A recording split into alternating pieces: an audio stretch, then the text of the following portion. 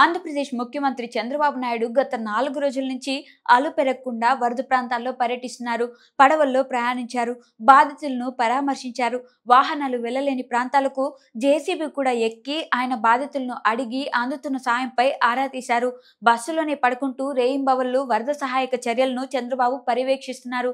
ఒకవైపు వరద సహాయక కార్యక్రమాలను చూసుకుంటూ మరొక వైపు అధికారులతో సమీక్షలను నిర్వహిస్తూ ఇంకొక వైపు కేంద్ర ప్రభుత్వ పెద్దలతో మాట్లాడుతూ అవసరమైన ఏర్పాట్లను చేస్తున్నారు. 7-10 వయసులో ఆయన కష్టపడుతున్న తీరును అందరూ మెచ్చుకొని తీరాల్సిందే. కానీ మంత్రులు మాత్రం కొందరు విజయవాడ వైపు తొంగి చూడలేదు. ఇటీవల కురిసిన భారీ వర్షాలకు కృష్ణా జిల్లా బాగా ఎఫెక్ట్ అయింది. అందులోనూ విజయవాడ బాగా దెబ్బతినింది.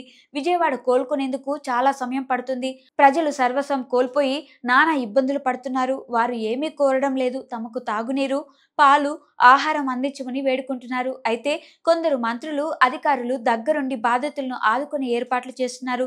మంత్రులు నారాయణ, వంగలపూడి అనిత, నిమ్మల రామానాయుడు, కొల్లు రవీంద్ర, అచ్చెన్నాయుడు, గొట్టిపాటి రవికుమార్ వంటి వారు బాధితుల వద్దకు వెళ్లి కొంతమేర వారిని ఆదుకునే ప్రయత్నం చేస్తున్నారు.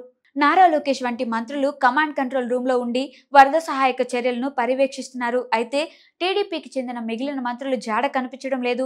ఇప్పటికే చంద్రబాబు మంత్రులతో, అధికారులతో వార్డుల వారీగా కమిటీలను ఏర్పాటు చేశారు. అయితే ఆ కమిటీలో లేని మంత్రులు కూడా కనీసం వరద పరిస్థితులను తెలుసుకోవాలన్న ప్రయత్నం చేయకపోవడంపై చంద్రబాబు మండిపడుతున్నారు. ఆగ్రహం వ్యక్తం చేస్తున్నారు. అందుకే పని చేయని మంత్రులు తమకు అవసరం లేదని, వారిని కేబినెట్ నుంచి తొలగిస్తామని స్ట్రాంగ్ వార్నింగ్ ఇచ్చారంటే చంద్రబాబు ఎంత విసిగిపోయి ఆ కామెంట్స్ చేశారో అర్థం చేసుకోవచ్చు. మరోవైపు జనసేన, బీజేపీకి చెందిన మంత్రులు కూడా కనిపించకపోవడం చర్చనీయాంశమైంది. వీరు ఇతర ప్రాంతాల్లో తిరుగుతున్నారో తెలియదు కానీ బెజవాడలో మాత్రం కనిపించలేదు.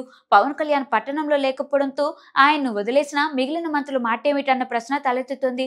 నిన్న వచ్చిన జనసేన అధినేత పవన్ కళ్యాణ్ వరద పరిస్థితిపై సమీక్షించారు. ₹1 కోటి తన వంతుగా విరాళాన్ని కూడా ప్రకటించారు. దీంతో పాటు రాయలసీమకు చెందిన టీడీపీ మంత్రులు మాత్రం విజయవాడకు రాకుండా ముఖం చాటేశారని చెబుతున్నారు. వీరందరినీ ఉద్దేశించే చంద్రబాబు ఈ కామెంట్స్ చేశారని అంటున్నారు. మంత్రులందరూ ఎవరి శాఖల పని వారు చేసుకుంటూ ఆయా శాఖలకు సంబంధించిన అధికారులను సమన్వయం చేసుకోవాల్సిన సమయంలో ఇలా వ్యవహరించడం సరికాదన్న అభిప్రాయం ముఖ్యమంత్రిలో బలంగా ఉంది. అందుకే ఆయన హార్ష్ గా కామెంట్స్ చేశారంటున్నారు.